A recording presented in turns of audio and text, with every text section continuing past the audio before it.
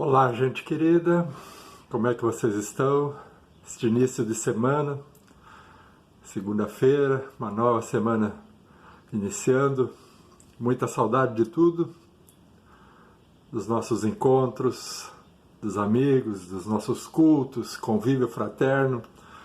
Tá batendo uma saudade forte, não é? Tem dias em que tudo isso faz uma falta tremenda. Mas vamos olhar para frente, vamos seguir em frente e esperamos que tudo isso acabe o mais breve possível. Nós não queremos ficar aqui somando dias, estatísticas, recordes. Tipo, nossa meta para sobreviver eram os 100 dias, agora são 120, 150, sei lá. Já está ficando difícil de pensar adiante e começa a vir aquela dúvida se este ano ainda teremos o retorno das nossas atividades normais.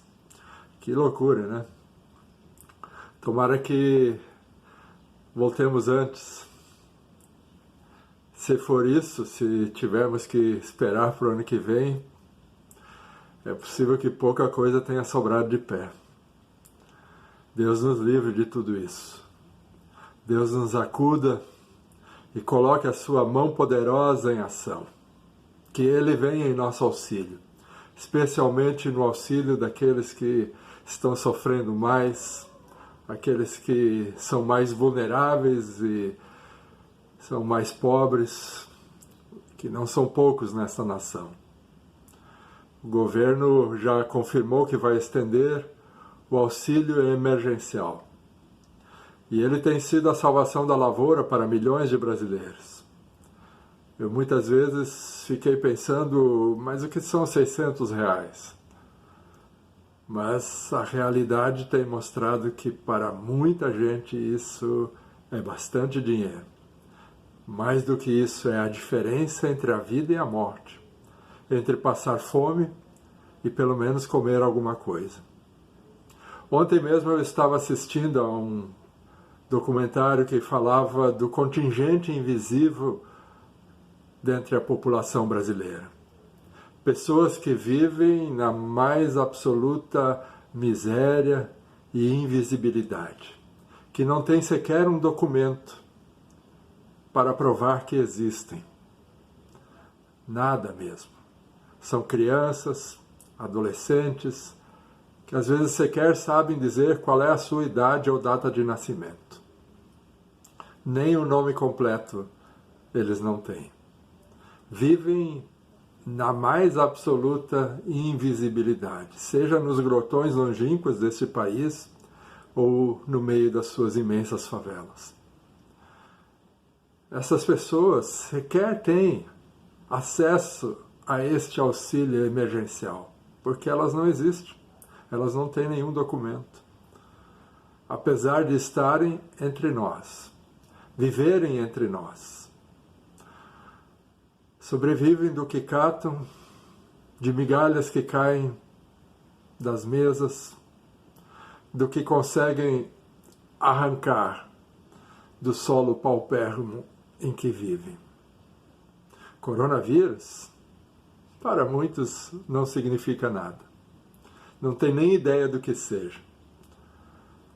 E se tem estrangeiros vivendo entre nós, às vezes num trabalho semi-escravo, se tem pessoas dentro desses grandes sistemas do mal que se instalam e que comandam as periferias das nossas grandes cidades, vivendo de forma escrava, imaginem estes que vivem de um jeito ainda pior, porque não servem para nada. Ninguém olha para eles. Temos uma grande dívida como nação para com essas pessoas. E a pergunta é o que nós podemos fazer por eles. Governantes não se interessam por eles, porque nem sequer voto rende. Não tem título. Eu olho nesse sentido para as palavras do salmista quando ele clama ao Senhor pela derrubada dos ímpios. No Salmo 10 ele começa dizendo: por que, Senhor, te conservas de longe e te escondes na hora da tribulação?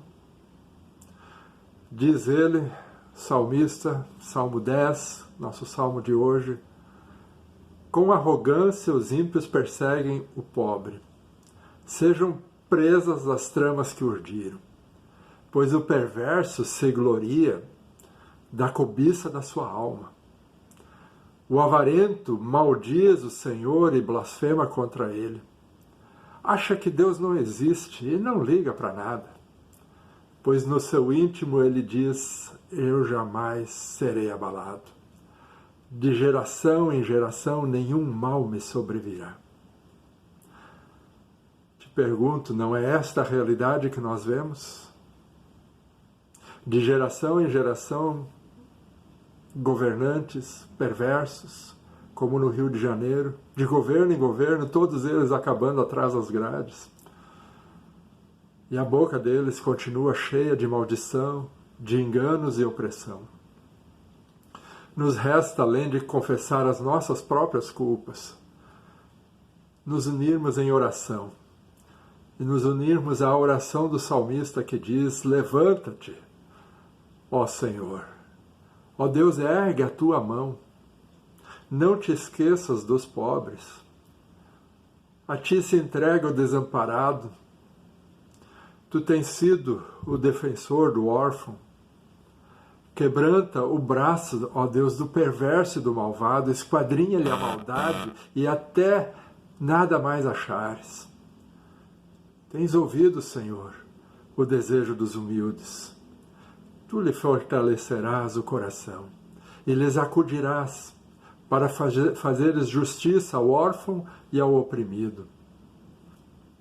Que o Senhor conceda um coração cada vez mais sensível e compassivo para com a dor e o sofrimento de tanta gente.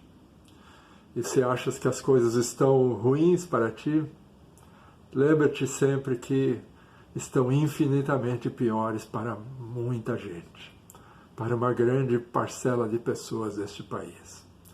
Que Deus nos ajude e que Ele mude o destino destas coisas. Um grande abraço a todos, força e fé.